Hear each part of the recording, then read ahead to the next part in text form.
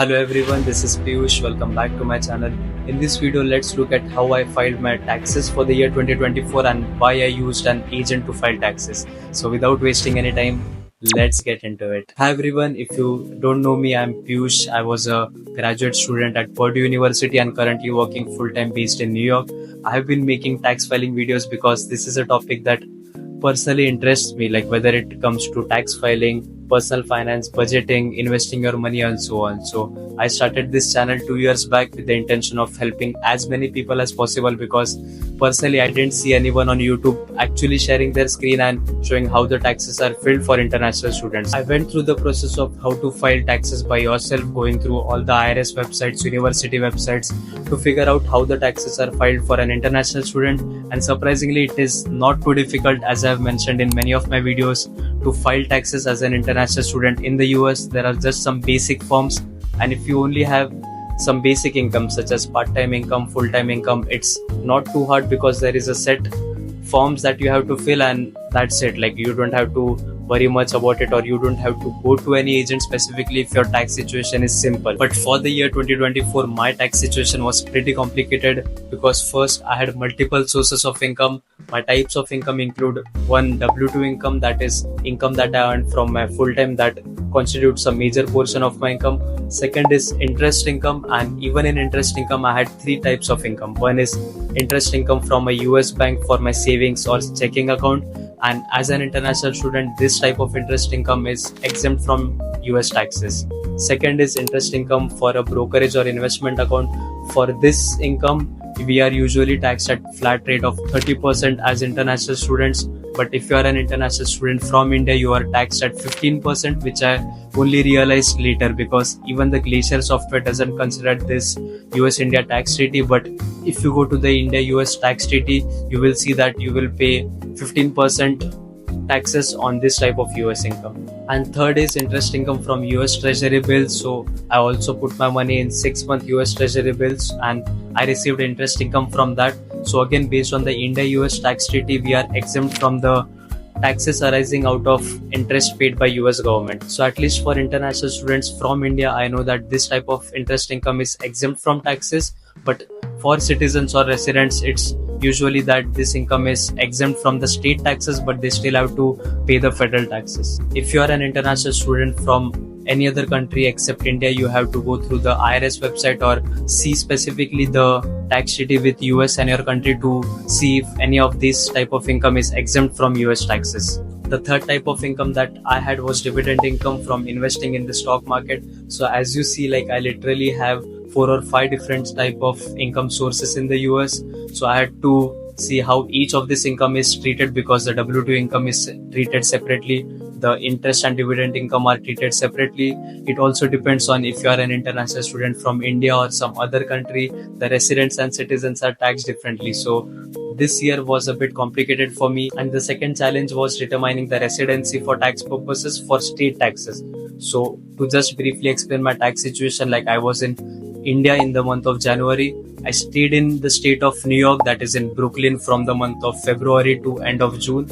Then I moved to New Jersey from July start to the end of November, and then I went to India in the last month, that is end of November and the entire of December. So again, this makes it complicated because I stayed in 2 states, so I knew that I have to file 2 state taxes. But the thing was that all the W2 income that I earned was from New York sources because my company is primarily based in New York, so I had to pay the entire taxes in that. But I stayed in New Jersey as well, so I was confused, like, where to file my taxes, how much income to attribute to New Jersey and New York. So it was really honestly getting overwhelming for me, and my intention was I will try to research as much as possible, whether it's the IRS, New York state tax website, New Jersey state taxes website, and so on. But it was really getting hard because, like, I work on a construction site and I have to typically work from Monday and sometimes even the weekend. So I only used to get 1 day free, and in that time I also had to make videos for you because many people have been commenting and reaching out to me personally to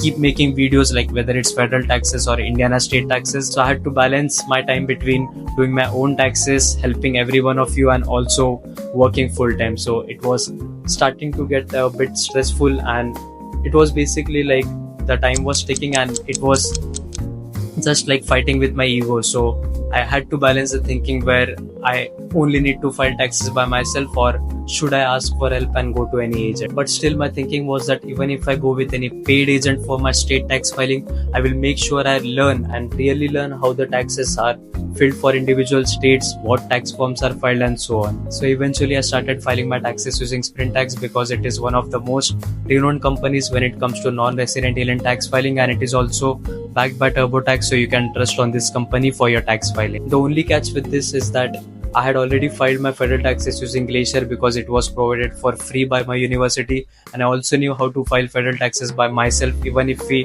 don't have any agent. But the thing with Sprintax is that you also need to file your federal taxes, like you don't have an option to remove it. You can't only file state taxes with Sprintax, and the cost of filing taxes with Sprintax is $50 for federal taxes and another $50 for each state. Let's say you have to file taxes with 2 states, so you have to pay 50 plus 50 plus 50 for federal taxes, which costs around $150. But again, even after paying so much money to Sprintax, like they couldn't file 2 types of incomes for me. One is that my employer had contributed to my health savings account, so we need to file a form 8889, which isn't supported by Sprintax. And another thing is that, as I mentioned, I had interest income from my investment or brokerage account, so Sprintax doesn't even support that. They said that we will need to file it offline and someone will contact you from Sprintax, but I never received any email or any contact from Sprintax like for 1 or 2 months, which was very sad. But still I tried to proceed ahead with the forms because I honestly knew how the interest income from investment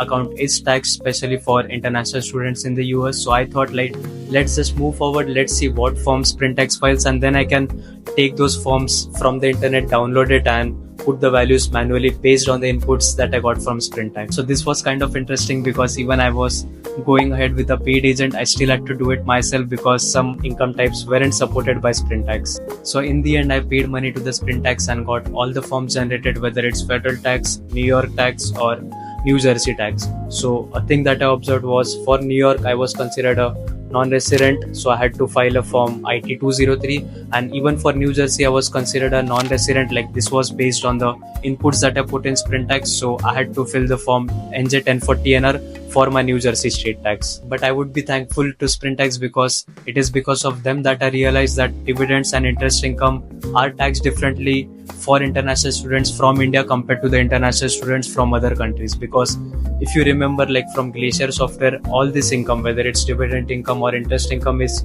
taxed at a flat rate of 30% irrespective of how much income you earn. But as I mentioned, from the India-US tax treaty, the dividend income is taxed at 25% for international students from India, and the interest is taxed at 15% for international students from India. So this was a good and new learning experience for me. This is why I feel that the tax filing is really exciting and really fun, because every year you learn something new, and the best part is that the more you learn about tax filing, the more you realize that there is even more to learn about tax filing. This is what keeps me going, and especially the questions from you guys. Like, you guys have been commenting a lot on my YouTube channel, so even I get to know some things that I didn't know earlier. So thank you so much for that. Thank you for always supporting me in my tax filing and keeping me motivated to make more tax videos like every tax year. So yeah, eventually I filled out all my tax forms. I went through this tax filing, but this was honestly really challenging year for me. The previous years were pretty straightforward because it was Indiana income, California income, and federal income,